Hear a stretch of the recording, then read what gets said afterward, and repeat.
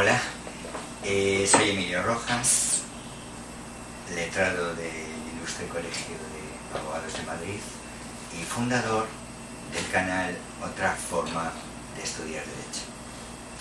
En el vídeo de hoy os voy a explicar un asunto, uno de los temas jurídicos que más me preguntan los estudiantes de carrera e inclusive, por muy extraño que os parezca, algunos profesionales que empiezan a ejercer la profesión.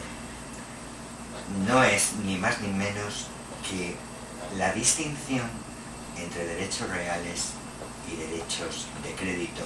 Y voy a usar como ejemplo el contrato de arrendamiento de vivienda.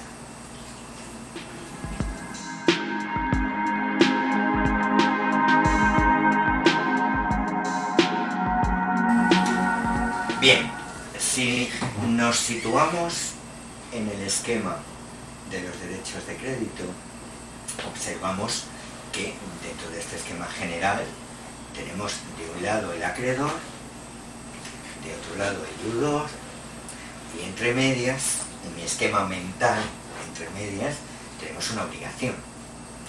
La obligación que es el comportamiento debido por el deudor y la expectativa del legítimo acreedor que espera que el deudor dé por cumplimiento y por tanto extinga por el pago, generalmente por el pago, esa relación crediticia. Si nos situamos ahora en el esquema del derecho real, el derecho real tiene un corolario, tiene un prius que está situado o descansa sobre el derecho a la propiedad privada. El derecho a la propiedad privada es un derecho reconocido en todas las constituciones del mundo, en todos los países democráticos y de derecho. Luego, si existe un derecho a la propiedad privada, obviamente tiene que existir un derecho real, que de una manera sencilla es el derecho que tiene una persona sobre una cosa, que puede ser o bien el mismo derecho de crédito, que sería propiedad del acreedor, donde el acreedor sería el titular o parte activa, o bien el derecho sobre una cosa, un bien mueble o un bien inmueble. Una vez introducido el asunto, se suscita la cuestión de cuáles son las verdaderas diferencias, partiendo de nuestra doctrina más especializada, cuáles son las principales diferencias que nos van a permitir a la hora de la práctica entre un derecho real y un derecho de crédito. Bien, en primer lugar, el derecho real tiene una eficacia erga omnes, o lo que es lo mismo, una eficacia frente a todos. Luego, entonces, si yo soy el propietario, soy el titular de una casa, resulta que tengo el derecho de que todo el mundo, toda la sociedad, respete ese derecho de propiedad. O lo que es lo mismo, nadie va a entrar en mi domicilio sin consentimiento, exceptuando las excepciones que nos diga la ley. Sin embargo, el derecho de crédito es distinto, porque el derecho que tiene un acreedor en el derecho de crédito, valga la redundancia, solamente lo tiene contra su deudor. Si Antonio debe dinero a María, María es la titular del derecho de crédito, por tanto solamente puede exigir el cumplimiento de ese derecho a María, que es la deudora. Sin embargo, en el derecho real, esa exigencia es, insisto, erga omnes o para todo el mundo. Luego, ni nadie va a entrar en mi casa sin mi permiso, del mismo modo que Antonio solamente puede exigir el cumplimiento de la deuda a María, que es su deudora. En el ámbito procesal, ¿cómo llamaríamos esto? Pues el acreedor tendría legitimación activa, solamente el acreedor, y el deudor tendría legitimación pasiva y solamente ese deudor. ¿Me explico? Si a mí me debe dinero María, no se lo puedo pedir a Antonio. Porque Antonio, ¿qué me diría? Mira, perdona, yo no tengo legitimación pasiva, yo no soy el que te debe el dinero, ¿no? De la misma forma, si yo soy el acreedor, no te va a pedir el dinero que me debes María, porque no tendría legitimación activa. Hasta ahí está muy claro, ¿no? Muy bien. El segundo criterio distintivo es el objeto, porque el objeto en un derecho real, que es o el bien inmueble, o el coche, o la televisión, o las acciones de una mercantil, ese sería el objeto del derecho real, es decir, el derecho que tiene una persona sobre una cosa. Acordaros así que es la manera más sencilla de que podéis manejar en la cabeza todo este sistema de distinciones. Bien, sin embargo, ¿cuál es el objeto en el derecho de crédito? ¿Cuál sería el objeto entre el acreedor y el deudor? La prestación. La prestación, es decir, la obligación personalizada de la actividad o del comportamiento que debe de desplegar el deudor para que el acreedor tenga su legítima satisfacción. Hay otra distinción importante que es la permanencia. Normalmente bajo el término de propiedad privada, cuando adquirimos un bien o derecho, lo hacemos con un determinado criterio de permanencia. Salvo un especulador, nadie compra una casa para 3 o 4 días, ni para un año. Tiene una virtualidad de permanencia. Se entiende que puede ser indefinida o al menos para muchísimos años. Sin embargo, el derecho de crédito termina en cuanto que el deudor satisface o cumple con esa prestación que estaba inmersa en su obligación. En cuanto que Antonio pague el dinero que debe a María, ya se ha terminado la relación obligatoria. Luego, la relación obligatoria, si todo va bien, tiene los días contados. Es el cumplimiento del deudor, o como dice nuestro artículo 1156 del Código Civil, todas las formas por las cuales se puede extinguir la relación entre el acreedor y el deudor. La siguiente distinción importante es en cuanto a la forma. ¿De qué forma o en qué formato va a quedar, dónde se va a sostener el derecho real y el derecho de crédito? Pues bien, el derecho de crédito puede ser un contrato privado o puede ser hasta un contrato verbal. Si Antonio le presta 100 euros a María para el fin de semana, no hace falta ni escribirlo, pero ya hay un verdadero derecho de crédito, verdaderamente ya existe un acreedor, un deudor y una prestación y una obligación a cumplir.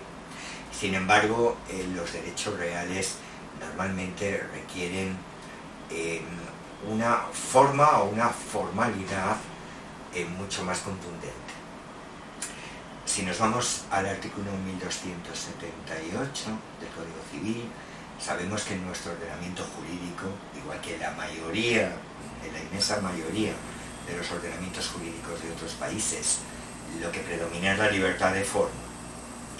Sin embargo, en el 1280 del Código Civil español, determinados actos y negocios jurídicos requieren una forma específica. Si nos vamos al campo de los derechos reales, la adquisición de un derecho real requiere o bien la inscripción en un registro, como un derecho de crédito, o bien la inscripción de un bien mueble. Una acción de una sociedad debe estar inscrita o bien en un soporte informático, en lo que conocemos como las anotaciones en cuenta, o bien en un título valor, que es una acción. Luego requiere esa inscripción o esa formalidad. No digamos ya en los bienes inmuebles, en donde necesitamos, primero, contrato privado, segundo, ese contrato privado elevado a escritura pública con la firma de un notario, y por último, la inscripción en el registro de la propiedad. Como podéis observar, la formalidad a la hora de adquirir un derecho real es mucho más rotunda, es mucho más contundente. inclusive por imperio de la ley, porque insisto que en 1280 te obliga a elevar el contrato privado de compraventa a escritura pública. Eso sí es obligatorio. No sé si sabéis, supongo que la mayoría de vosotros sí lo sabe, que la inscripción en el registro de la propiedad es potestativa. Es muy aconsejable, ¿no? por esa presunción de legalidad y de seguridad jurídica que te va a dar la inscripción en el registro de la propiedad. Pero inscribir no es obligatorio. La escritura pública ante notario sí que lo es, si no, no se ha formalizado verdaderamente la compraventa. Os voy a poner un ejemplo. Antonio compra la casa de María y en el contrato privado, que se puede hacer encima de la mesa, en el despacho de un abogado o bien en una servilleta, en un bar, habrá que elevarlo a escritura pública.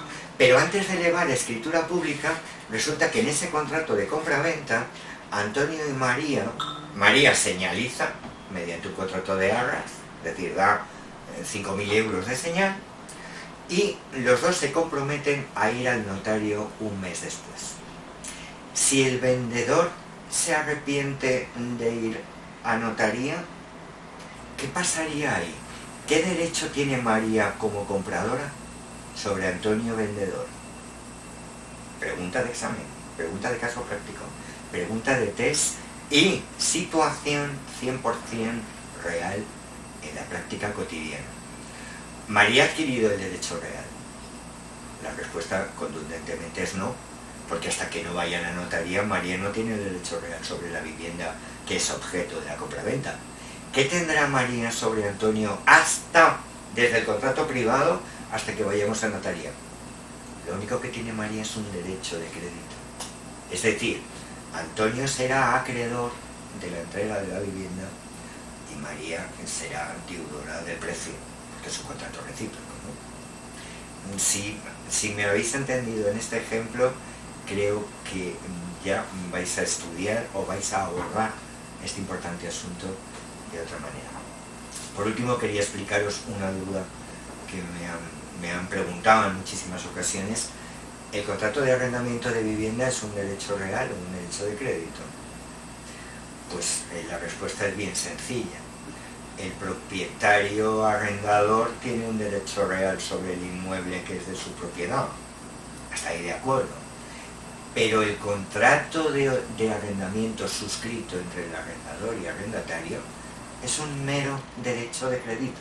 Es decir, el arrendador tiene la obligación o es deudor de otorgar el uso pacífico de la cosa arrendada al arrendatario, y el arrendatario tiene el deber, la obligación o la deuda de pagar las mensualidades. Esa es la manera de abordarlo. Os prometo que en un segundo vídeo voy a profundizar sobre los contratos de alquiler, el arrendamiento de uso de vivienda. Lo vamos a dejar aquí por motivos de tiempo. Quiero que veáis muy bien la distinción entre un derecho real y un derecho de crédito. Os dejo pensando en este asunto. Acordaros que esto no se estudia de memoria, que esto hay que entenderlo.